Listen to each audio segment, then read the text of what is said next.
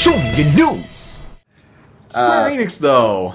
What about their presenters? All right, so Square Enix. First off, they don't do this very often, and man, we saw why.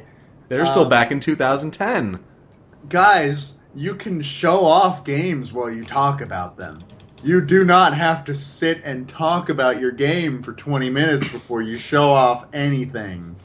That's holy shit. You want to talk about a conference that just about put me to sleep. Square Enix just about put me to sleep. I think they did that to pretty much everybody, because it's kind of like they talked and talked and talked. Well, I remember when... And they showed a little bit, and then they talked some more. When you guys put up the post-show reactions to Square Enix, I remember tweeting at you saying, like, if your post-show reactions isn't just you guys taking a nap on the couch, then... Because I wanted to do that. I was falling asleep. I was legitimately falling asleep. Their biggest crime was they locked down at the podium. And that is a death nail. It grinds everything to a halt, more so than sitting down to talk with a celebrity. EA, looking at you, kid. Hey, so real quick, let's talk about, speaking of locked down at the podium, what was that MoonMan? MoonMan? He's like, hey, I like Majora's Mask a lot, but I'm not allowed to say this is Majora's Mask. Well, I guess apparently it's some member of that development group, and he doesn't show his face in public. What? And that's cool. That's nice. Whatever. Fine. You want to do that? Was it like cool. a character from Nier, the first one? Yeah. Like something like that? Maybe pick a mask that's not terrifying and nightmarish to put over your face. Wear a Daft Punk helmet for all I care. Yeah. But like, really? Jeez, that was terrifying. The rest of the guys it didn't faze them. Yeah. They didn't even mention it. Yeah. Oh my god, it was ridiculous. Holy shit, what was that? And also, you reveal a new Nier game, and then you're like, make the subtitle all cryptic, and you're going to reveal more later. Like, reveal the game. Like, I feel like it's another one of those. We don't have anything to show off yet. Yeah. This game's been in development for like 2 months. Oh, you mean like? And one more thing, Project Setsuna. The fuck is that? I like how they took an entire chunk of their thing to say, "Hey, we have a new studio, and they're gonna make games that people actually want because Bravely Default did really well. We can't figure out why." So, guess we'll just make more of that. The way they presented it too, just for Tokyo RPG Project, they're like, "We have a new studio, and it's called Tokyo RPG Project." No, it was Tokyo RPG Factory. Oh, Factory. A lot of tweets I saw was, I thought that was what Square Enix was. I thought that was just what you guys already were. But it's like the noise that they. I don't think they knew, or they even watched any conference since 2010 and Konami. Yeah, I'm going back to Konami in 2010. Yeah, it just kind of sounded like Optimus Prime decided to come in, interrupt him mid-sentence, go, okay, now you can go, I've transformed. But let me talk, because most of the stuff they showed off was stuff we'd already seen in other conferences. Yeah. Most of it, other than Deus Ex, which, man, how about that demonstration? Fucking boring as shit. Let's talk about the thematics behind, or the themes behind Deus Ex. Dropping the word apartheid, and then a few days later, the fucking South Carolina shooting. Like, oh yeah, good timing there. Yeah, great. Oof. Great job, guys. Maybe we shouldn't mention terrible kinds of racial stuff that actually happened when talking about fucking a game about robot people. Mm-hmm. Maybe that's not a good idea. But yeah, then they talked about the things for like 15 minutes, and they showed the trailer that illustrated all those things. They showed off Just Cause 3. It looks good, but I saw a lot of people saying, like, this is the most boring way you could have possibly shown off Just Cause 3. Yeah. If you would have just shown somebody fucking around in the game, Yep. it would have been so much better. And then they did what I was finally waiting for. Oh, yeah. Time to bring up Nomura, the creative director behind Kingdom Hearts. And they said that. That is a direct fucking quote to creative director of Kingdom Hearts. And he came up and he was like, all right, we have something to show. Was it not? No. That was Master Ultima Troll. God. All right. So for anybody that missed it somehow, lucky you, they brought him up and they were like, all right, we have something to show you. And then they just showed off the Final Fantasy VII trailer again. The one we'd already seen. Yep. And he was like, yeah, I'm making that. That's cool. All right, let's get to some Kingdom Hearts. The crowd went wild. Woo! All right. Kingdom Hearts mobile game. Key. I was seething. It was really funny. So pissed. With Ben as my witness, I was mad. I was just smiling so much and laughing. And then Just to numb myself. It fits though, because it was Ultima Troll. It was not Nomura. It was the same guy who went up there and did the Final Fantasy PC port on PlayStation 4. Same guy with his little laugh. And he was just like, yeah, that's pretty good, right? You want to see Kingdom Hearts 3? Let's talk to these Disney animators. No! I mean, here's the thing. No, I love that, by the way. The Disney animators are working on the animations for Kingdom Hearts. Holy shit, that's awesome. They're so invested, yeah. That's great. Thank you for telling me that. Didn't need 5 minutes of them talking to tell me that. Really, you could have just told me that. Tangled is the first new world. Yay! We've learned about it in Kingdom Hearts. That's cool. I like that. Where's the gameplay? All right, so let's have this interview with the Disney animators. No, but I want to see gameplay, please. All right, let's show off some concept art. No, but I want to see gameplay, please. Then they finally showed off some goddamn gameplay, and it looks awesome and beautiful, and I cannot wait to play this game. Lasted like 3 minutes. Then they moved on. Yeah, it was cool to see the bit with young Ericus and Xehanort. Filling in some backstory. But how did that trailer end? What were the words on screen about its development? Now in development. Yeah, thanks. Still. Now in development. We fucking know! Still. It's going to be 2025 and we're not going to see this game. Fuck. Sora has a gun. Yeah. Which, a lot of people were making jokes about that. Depending on how that works, that looks cool. And they showed off the rides again, which... The fucking roller coaster thing was the same goddamn footage of fighting Rock Titan that we saw 2 years ago. Yeah, I mean, you talk about showing, it's Tangled. Okay, they were in the world of Tangled. You show some of the Heartless there. Why isn't Rapunzel an assist character with you? Part of your party. We didn't actually see a party member. They might not have her hair. Met Rapunzel yet. Because I feel like the frying pan. Yeah, I feel like she it's either going to be her or it's going to be Flynn.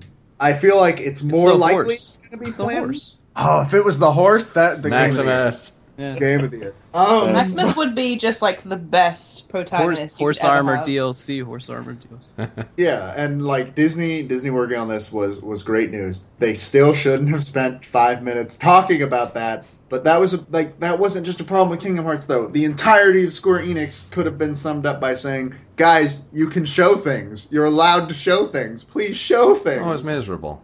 It was the toughest watch for a conference I've seen in a long time. What, an hour and a half long? Mm-hmm. Oh my god.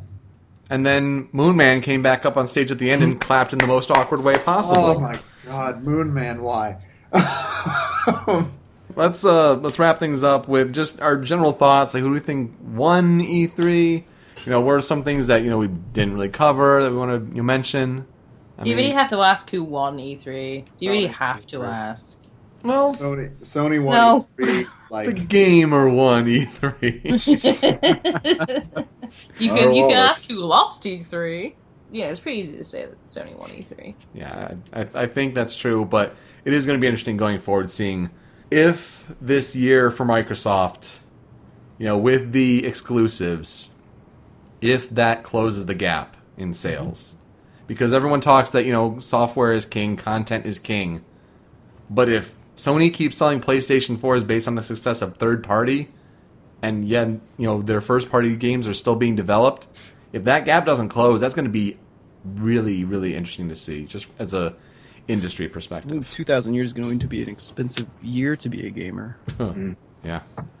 I mean, gosh, all the VR that we could elaborate more. I mean, Oculus going before E3 and then having the partnership with Microsoft that Xbox One controllers comes with each Oculus Rift, and then Microsoft has a partnership with Valve, and it's just okay. Summer Lesson. Everybody. Oh my god, Summer Lesson. Yeah. Partnership with Mountain Dew and partnership with... That's on Morpheus, though. Yeah, Namco Bandai. I'm just talking more VR. Yeah, I get you. If you haven't seen Summer Lesson, that's a thing. So Japanese. So very Japanese. It's gonna kill me. I really liked seeing the Metal Gear Solid 5 trailer from Hideo Kojima. I mean, the last E3 Metal Gear trailer we're probably ever going to get from him. It was stunning. I loved it. I'm really excited for that game. I still think last year's was better, but I'd agree. I think the two are better. I think 2013 is still one of my favorite game trailers of all time, and last year's was just as amazing. But yeah, it was a really good send off, and it was interesting to kind of see the subtleties in there of like he's kind of seemed to be almost hinting at like his sort of situation with Konami, which was really interesting, especially when he puts a big Kojima Productions logo in there. Well, the very end did the whole L'Enfant Terrible thing, which basically confirmed what we've been saying since the very first trailer for Phantom Pain, which was, hey, that kid's totally Liquid Snake. Eli is definitely Liquid Snake, yep. And I burst into Ben's room and said, they basically just confirmed that kid's Liquid Snake, and if it got spoiled for me, it's spoiled for you. I almost made a soapbox about this because that shot at the end, because it looked like, oh, two kids, and then people are like, that other one is Solid Snake, the one closer to the camera is Solid Snake, and then the further one is Liquid, blah, blah, blah, blah, blah. Like, he's blonde, though. No. No, do you not understand symbolism? Oh, yeah, I mean, for one thing, the blonde hair. Second, yes, in the canon, I mean, Solid Snake didn't really know about Liquid until Metal Gear Solid. So legitimately they cannot be in the same place because he's not going to meet Liquid and know he has a brother until fucking Metal Gear Solid 1. And granted, Kojima may be taking some liberties with canon and whatever, but it's also called symbolism. Yes, it wasn't a mirror, but it could be very well a phantom. Like you have the small kid, Definitely. but there's also this evil kind of underneath him. And some people also pointed out that it could very well be Solidus. For all we fucking know. Maybe, yeah. Maybe. But there were so many people saying, that's Solid Snake in the trailer. No! Yeah, no, I don't think it's Solid Snake. Please understand symbolism and the evil underneath that's just brewing within Liquid. I think you're on the right track of what the fuck? Yeah, I think you're on the right track of it being just the symbolism, but if it's going to be anybody, it's going to be Solidus, probably. Yeah, if it is another individual. Yeah. Also, one of the cool things in that trailer, Skullface, likely a figment of Big Boss's imagination. And that's kind of cool.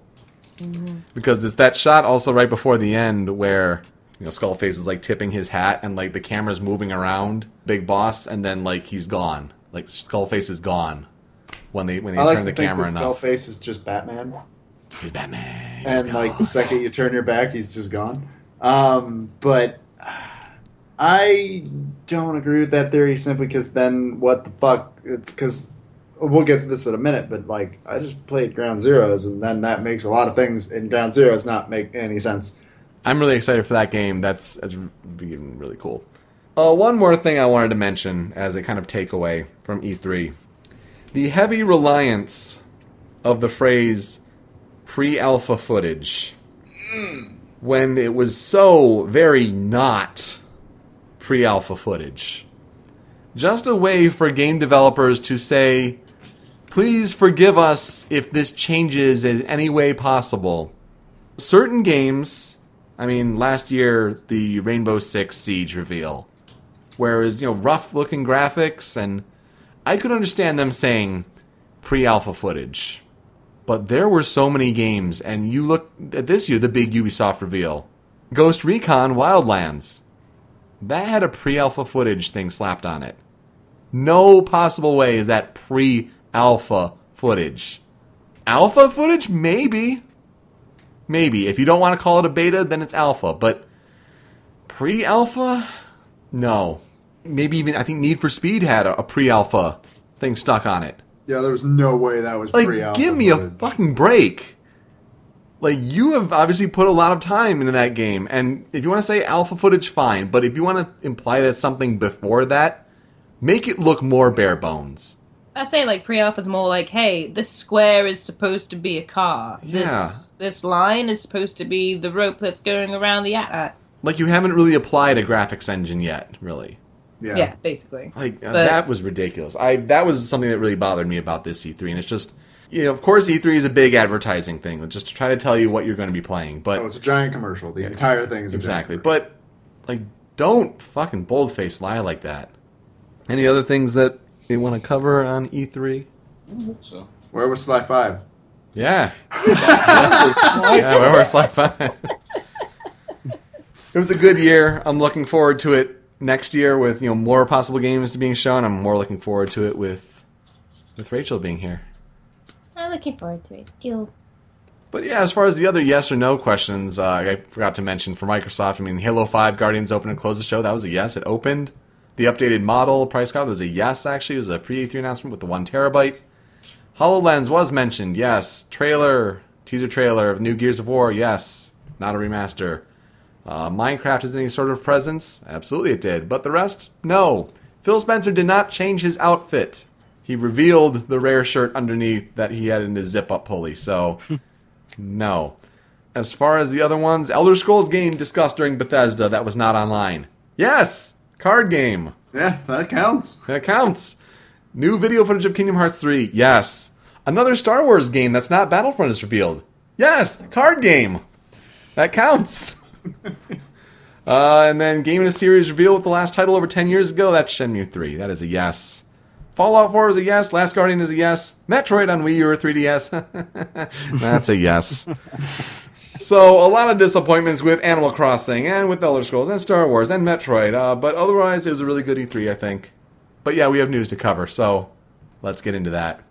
Batman Arkham Knight came out recently and runs nice on consoles.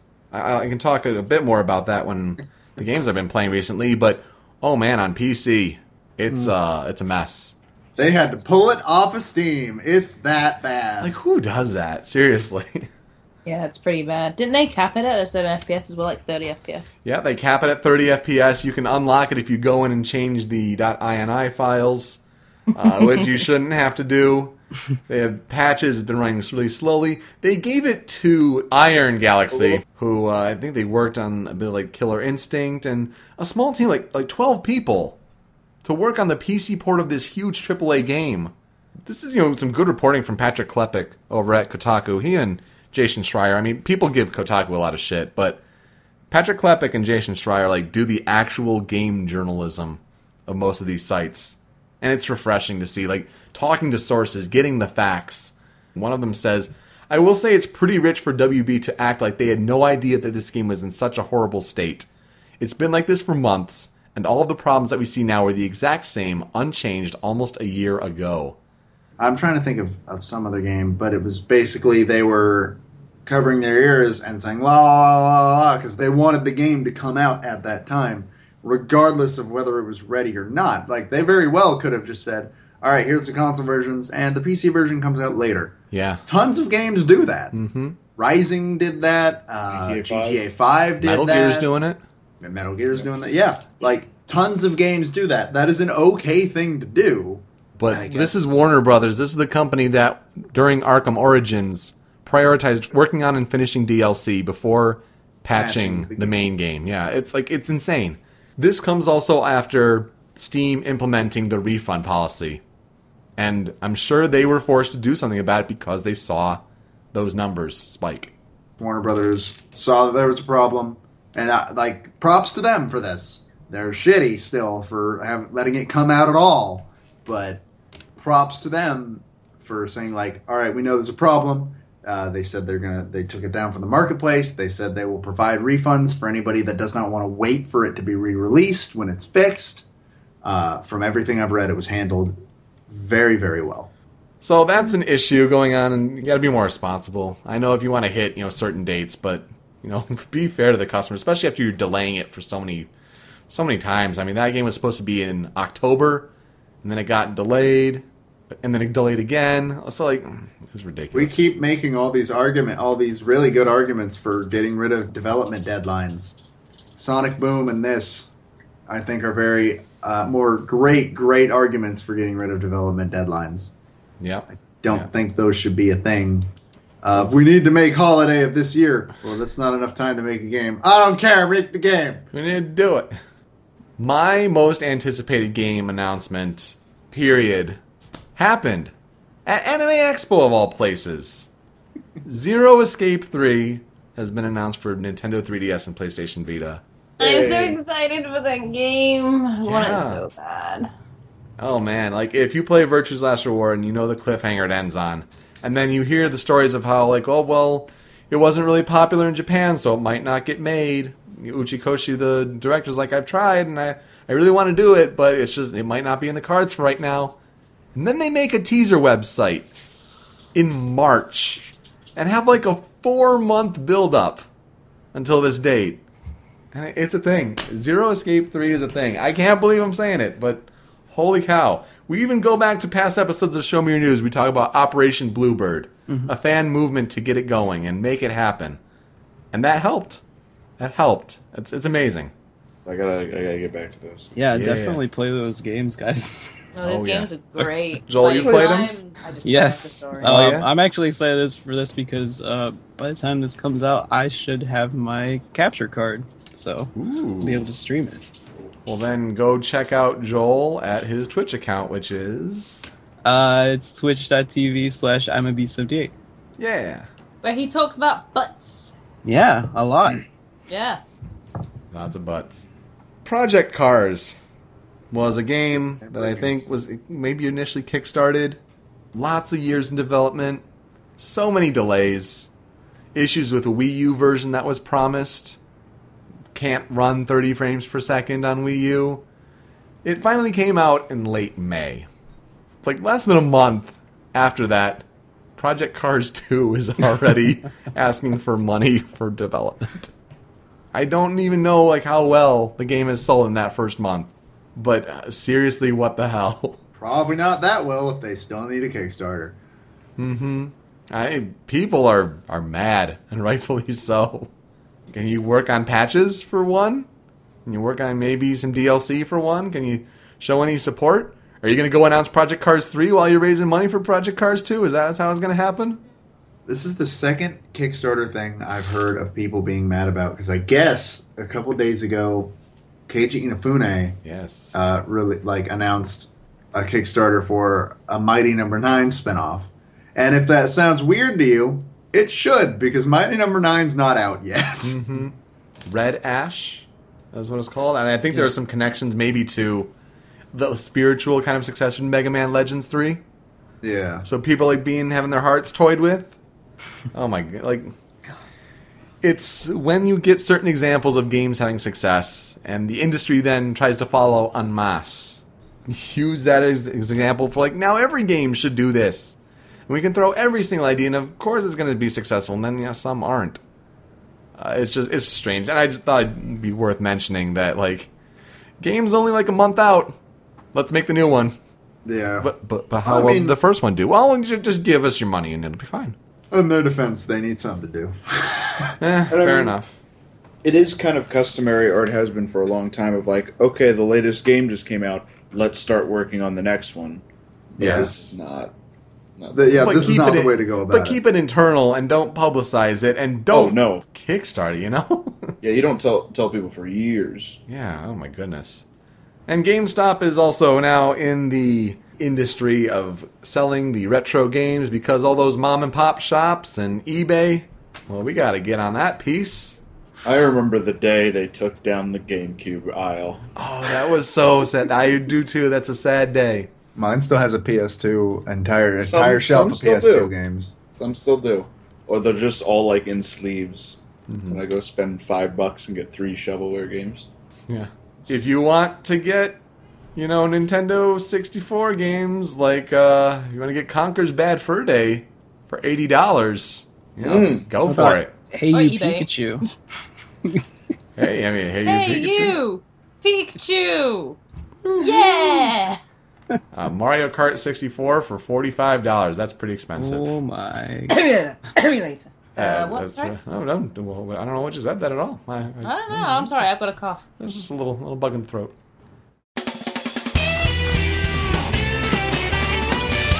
Show me your news.